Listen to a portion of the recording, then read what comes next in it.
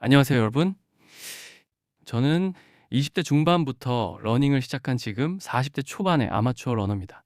처음 러닝을 시작했을 때 목표는 단순했어요. 건강하게 오래 달리자. 그런데 시작한 지 6개월도 안 돼서 무릎이 너무 아파서 병원에 갔습니다. 의사 선생님이 하신 말씀이 지금도 잊히지 않아요. 이런 식으로 달리면 50세도 못 가서 무릎 인공관절 수술 받을 수도 있습니다. 그때 저는 충격을 받았습니다. 건강해지려고 시작한 러닝이 오히려 제 몸을 망가뜨리고 있었던 거죠. 그래서 저는 정형외과, 재활의학과를 전전하며 치료를 받았고 러닝 전문 코치에게 폼 분석을 받았어요. 러닝화만 해도 50켤레가 넘게 신어보며 제 발에 맞는 신발을 찾으려 노력했습니다. 돈으로만 따지면 300만 원을 훌쩍 넘게 쓴 것 같아요. 그렇게 2년이라는 시간 동안 시행착오를 겪으면서 드디어 통증 없이 달릴 수 있는 방법을 찾았습니다. 지금은 풀코스 마라톤도 완주하고 일주일에 5번씩 꾸준히 달리면서도 무릎 통증 없이 건강하게 러닝을 즐기고 있어요. 오늘 영상에서는 저와 같은 고민을 하시는 분들을 위해 70세까지 건강하게 러닝하기 위해 절대 하면 안 되는 것들을 알려드리겠습니다. 첫 번째, 디자인만 보고 러닝화를 선택하는 것입니다. 저도 처음엔 그랬어요. 이 신발 디자인 예쁘네? 이 브랜드 유명하니까 좋겠지? 이렇게 생각하고 신발을 샀습니다. 그런데 이게 제 무릎 통증의 가장 큰 원인이었어요. 사람마다 발 모양이 다릅니다. 어떤 사람은 발이 넓고 어떤 사람은 좁아요. 또 발바닥 아치의 높이도 다르죠.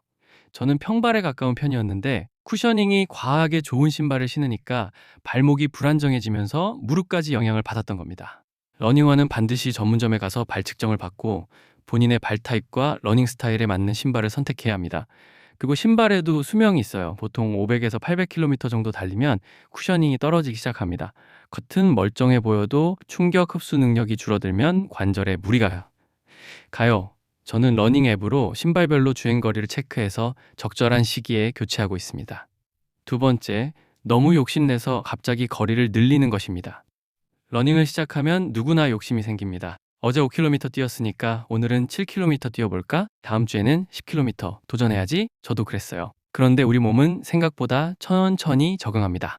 전문가들이 권하는 10% 룰이라는 게 있어요. 일주일 훈련량을 늘릴 때 전주 대비 10% 이상 늘리지 말라는 거죠.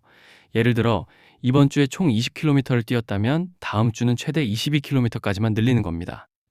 저는 이 원칙을 무시하고 한 달 만에 주간 러닝 거리를 20km에서 50km로 늘렸다가 무릎 연골에 염증이 생겼어요. 회복하는 데만 3개월이 걸렸습니다. 그때 깨달았죠. 천천히 가는 게 결국 빠른 길이구나. 지금은 훈련 일지를 쓰면서 거리와 페이스, 그날의 컨디션을 기록하고 있어요.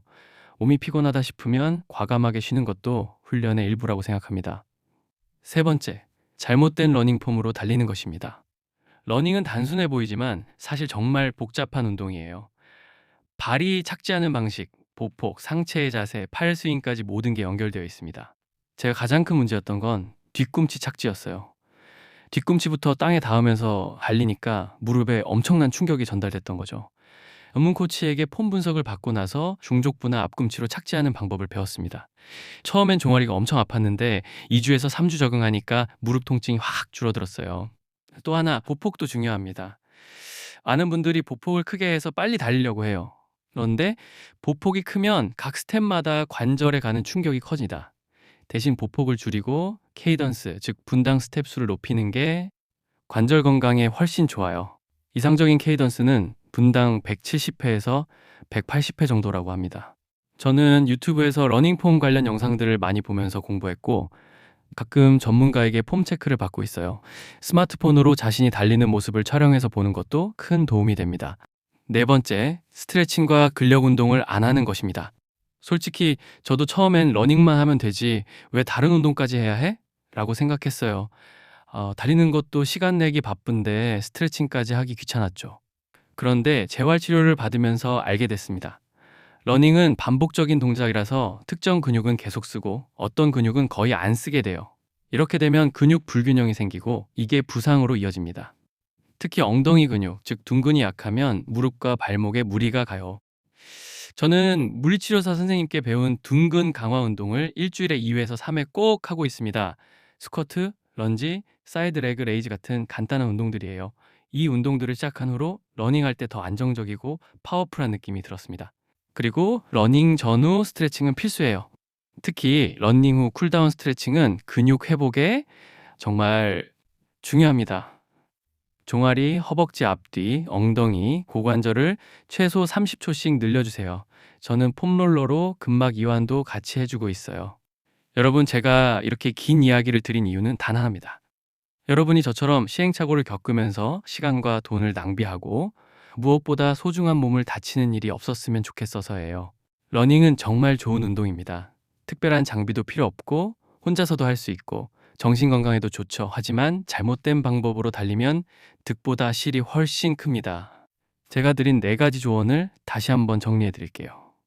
첫째, 본인의 발에 맞는 러닝화를 전문점에서 제대로 선택하세요. 그리고 500에서 800km마다 교체하세요. 둘째, 훈련량을 늘릴 때는 10% 룰을 지키세요. 조급해하지 말고 천천히 가세요.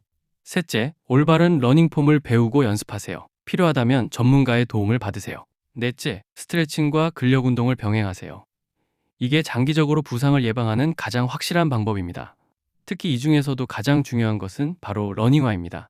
러닝화는 우리 몸과 땅 사이에서 충격을 흡수해주는 유일한 장비예요. 좋은 러닝화는 단순히 편한 게 아니라 여러분의 무릎, 발목, 허리를 지켜주는 보험과 같습니다. 저는 처음에 2에서 3만 원짜리 운동화로 달리다가 무릎을 다쳤어요. 그 후 치료비로 수십만 원을 쓰고 고생했죠.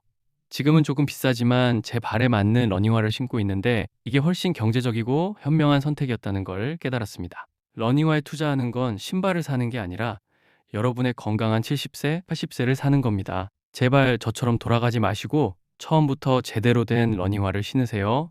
70세까지, 아니 그 이후에도 건강하게 달릴 수 있는 여러분이 되길 진심으로 응원합니다. 오늘 영상이 도움이 되셨다면 좋아요와 구독 부탁드려요. 여러분의 러닝 경험이나 고민도 댓글로 남겨주시면 함께 이야기 나눠요. 감사합니다.